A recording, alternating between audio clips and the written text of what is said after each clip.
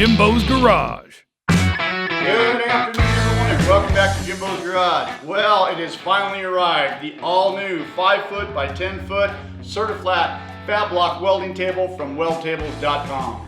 Yeah, before I get started talking a little bit about the table and some of the accessories I've added to it, I want to say during this transformation, this last transformation that I've done to get my shop ready for this table here, I've had to move a lot of things around. And you know, before I started doing any of that, I thought I was completely out of space before, and I absolutely had no room for anything. I had no idea how I was going to fit this 5 foot by 10 foot table in here with all the stuff I had in here before. It's just amazing how you can make some changes and some adjustments and put things away and move things around to make those adjustments. You know, with all of those adjustments done, and even with the table in here now, it seems like I got more room now than I did before. It's crazy.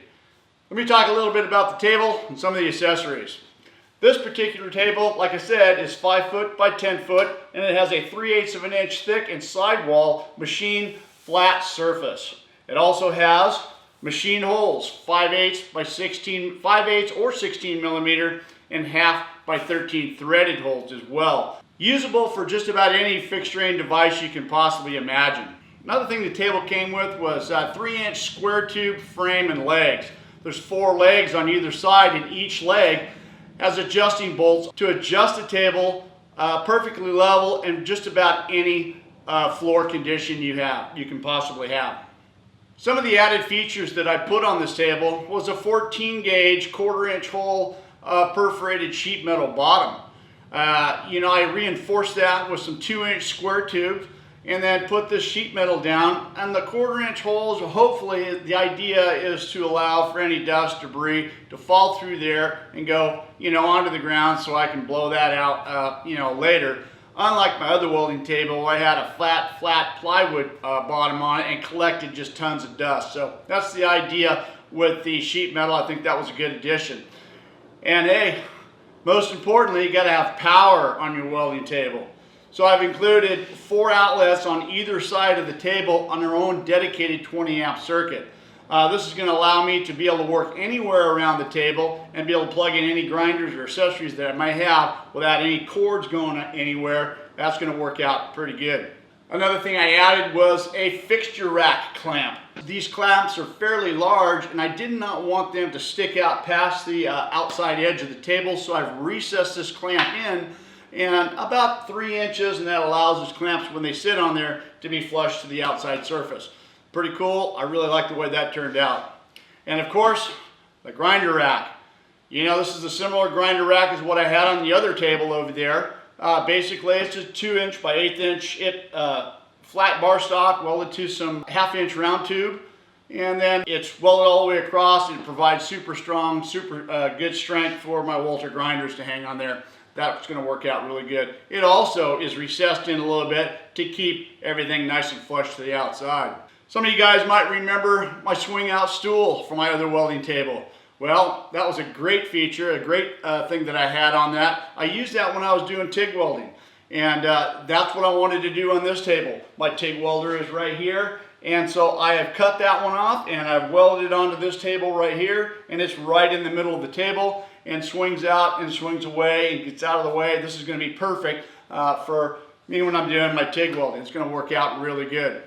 One of the last features that I've added to this table right here is, you know, I try to think of everything you possibly can think of. And, you know, with a table with a lot of fixture holes like this and a lot of grinding, welding slag, dust, debris, all that's going to fall through here and then go down below and hit the storage underneath, and it's just going to be, I can just envision that being a dusty mess. So I've made these trays right here. I've got 3 trays, it's roughly, I want to say 36 inches wide by about 5 feet long. The full length and the width of the table, and they slide in on some angle line that I've welded between each leg. And all 3 of them pull out, all 3 of them slide in and cover about 98% of the table itself. There's just a couple small areas across between each leg that doesn't get covered with that. So hopefully that's going to work out really good. You can see that I've had the table for about a week now, and I've done some work on it, and just for the little bit of work that I've done, you can see the trays are already starting to collect the dust and debris. So they're doing their job, so I feel good about that.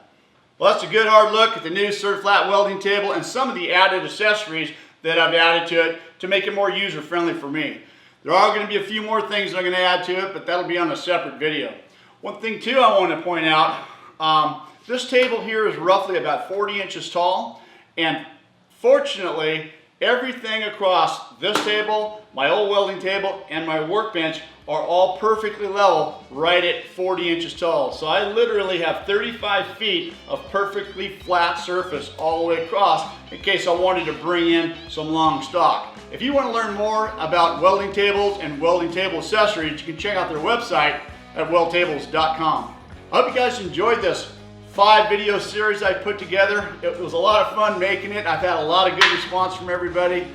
Thanks for watching. Don't forget to check out my website at JIMBO'Sgarage.com for my torch lead holders and apparel. Check us out on Instagram, follow us on Facebook.